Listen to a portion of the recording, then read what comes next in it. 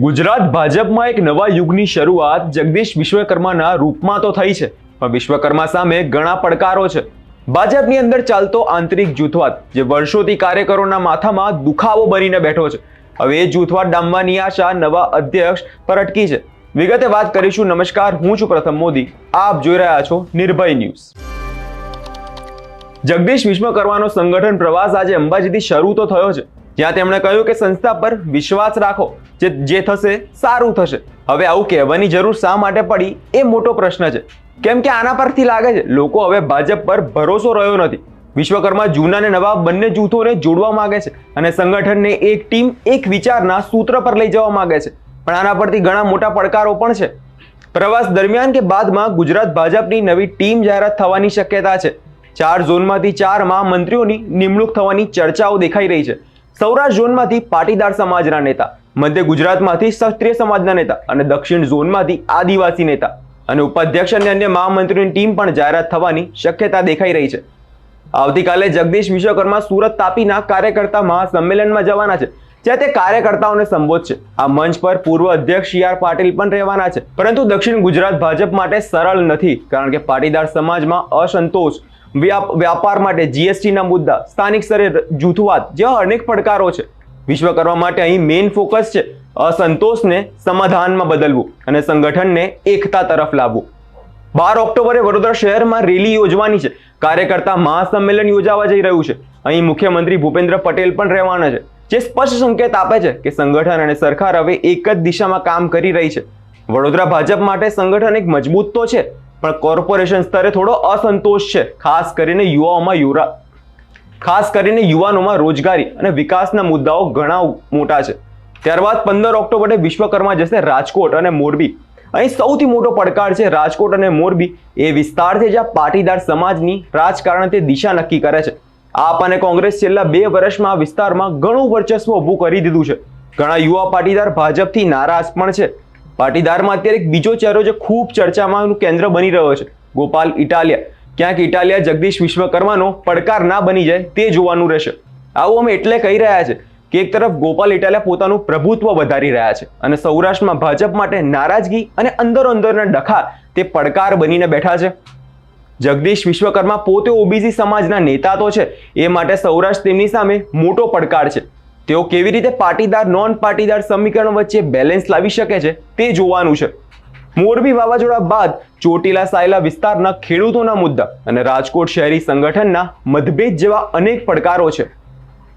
હવે જોવાનું જગદીશ વિશ્વકર્માને એ છે કે ભાજપ પ્રવાસથી કેટલા પડકારો તે દૂર કરી શકે છે। અંબાજીમાં તેઓ ગયા અને ત્યાં તેમણે શું કહ્યું, હાવ પહેલા તે સાંભળી લઈએ। સમગ્ર કાર્યક્રમ દરમિયાન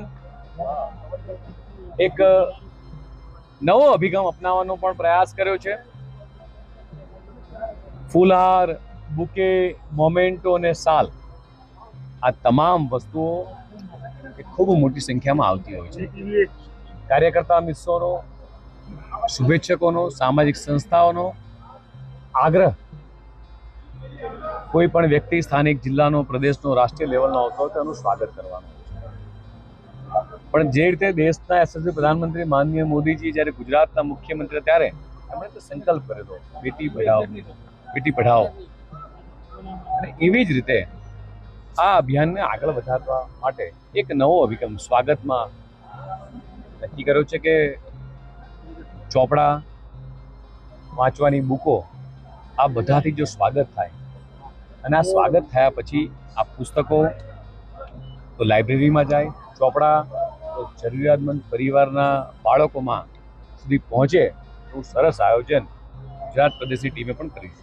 બુક રિપીટ એટલે જગતજનની મા અંબાના દર્શન કરી આશીર્વાદ લીધા।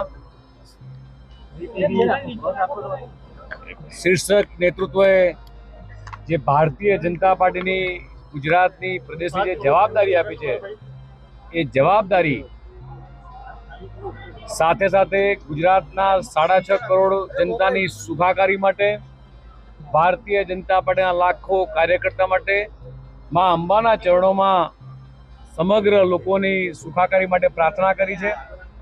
મારી સાથે કેબિનેટ મંત્રી રાઘવજીભાઈ જોડાયા છે, બનાસકાંઠા જિલ્લાના અધ્યક્ષ કીર્તિસિંહજી, માન્ય મહામંત્રી શ્રી રજનીભાઈ, સાંસદ શ્રી મયંકભાઈ, તમામ ટીમ પ્રદેશની અને જિલ્લાની એ માં અંબાના ચરણોમાં આશીર્વાદ લઈ અને તમામ લોકોની સુખાકારીની પ્રાર્થના કરી અને આજથી આ પ્રવાસનો આરંભ કરીએ. સ્વદેશીને પણ અહીંયા બજારમાં દેશના યશસ્વી પ્રધાનમંત્રી માનનીય મોદીજીએ જે સ્લોગન આપ્યું છે આત્મનિર્ભર ભારત, હર ઘર સ્વદેશી, ઘર ઘર સ્વદેશી, આ અભિયાનની શરૂઆત થઈ ચૂકી છે.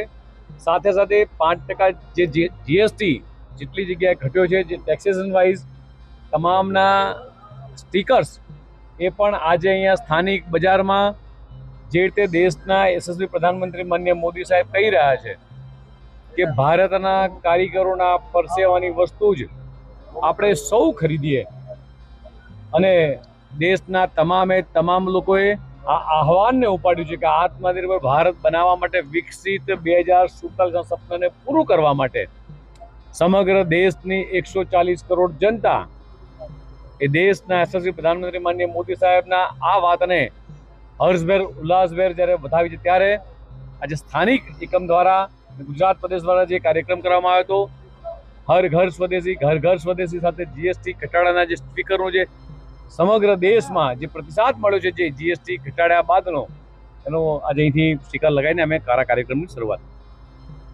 તમારું આને લઈને શું કહેવું છે તે અમને કમેન્ટમાં જરૂરથી જણાવજો અને અમારી ચેનલ નિર્ભય ન્યૂઝને લાઇક, શેર અને સબસ્ક્રાઇબ કરવાનું ભૂલશો નહીં.